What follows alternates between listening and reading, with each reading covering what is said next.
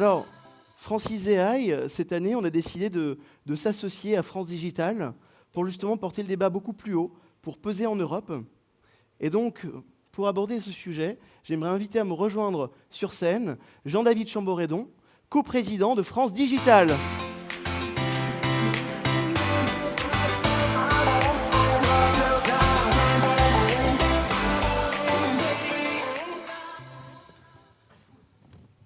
Alors, Jean-David, merci d'être avec nous ce soir.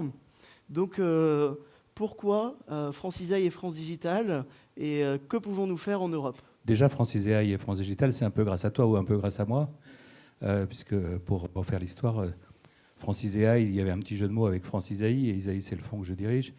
Et les travaux ont démarré, comme tu le sais, avec Paul, sur ce recensement des ressources, des compétences, des labos, des startups, etc. Et on s'est dit assez vite que ça faisait aucun sens d'avoir quelque chose qui soit la propriété d'un fonds d'investissement. Il fallait vraiment que ce soit une initiative d'écosystème partagée et, comme tu l'as dit, la plus inclusive possible et surtout sans biais, etc. Donc c'est pour ça que le rapprochement avec France Digital faisait beaucoup de sens, puisque France Digital a vraiment un rôle très transverse dans l'écosystème. Je rappelle que notre slogan chez France Digital, c'est « Jouons collectif ». Bon, et puis ensuite, c'est vrai qu'on voit arriver des enjeux qu'on peut appeler des enjeux de lobbying ou des enjeux politiques. Derrière l'IA, je voyais ce matin Cédric Villani à l'Assemblée nationale appeler à la modération des députés dans la transposition du RGPD. Très clairement, si la France tire des balles dans le pied en surtransposant et en faisant qu'accéder aux data est plus compliqué dans un pays comme l'autre que dans d'autres pays européens, par définition, on est en train comme je disais, de se tirer une balle dans le pied et d'aller dans le mauvais sens. Et évidemment, il y a un certain nombre de régulations européennes qui arriveront, ou même certaines sont en gestation. Et les sujets de protection du consommateur, protection de la vie privée, gestion des data et innovation peuvent être contradictoires.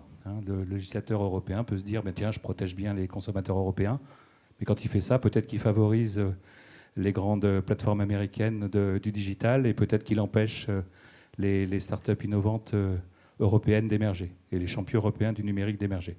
Voilà. Alors justement, si on parle de champions européens du numérique et donc de l'intelligence artificielle, si tu devais nous dresser le portrait robot de ce que pourrait être un champion européen de l'IA, qu'est-ce que ce serait? Alors si je pouvais te dresser le portrait robot, je ne le ferais pas parce que j'essaierais d'investir dedans avant tout le monde. Mais ce qu'on peut dire quand même, de façon un peu générale, c'est que sur la data consumer, sur la data de l'internaute consommateur, les GAFA, comme on les appelle, ont pris une certaine avance. Il y a sans doute des niches, des miettes, des bouts à prendre dans le marketing, dans l'advertising, etc. Mais je ne dis pas dire que la messe est dite, mais c'est compliqué. Si on prend tous les autres endroits où on génère de la data, et là je pense à la mobilité, je pense à la santé, je pense à l'énergie, je pense à la sécurité, là le jeu est encore ouvert. Et puis il y a des grands champions européens dans ces grands secteurs, et puis il y a des entrepreneurs qui vont construire des solutions, on va dire un peu full stack, permettant soit d'automatiser, soit d'optimiser, soit véritablement d'innover avec des nouveaux services. Donc voilà, il y a des opportunités de ce type.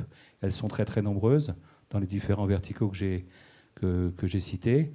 Moi, j'ai souvent tendance à dire que le prochain Google ne sera pas européen, mais le prochain SAP sera européen comme SAP. Donc voilà, il y a peut-être une logique derrière ça. Et dans un monde entièrement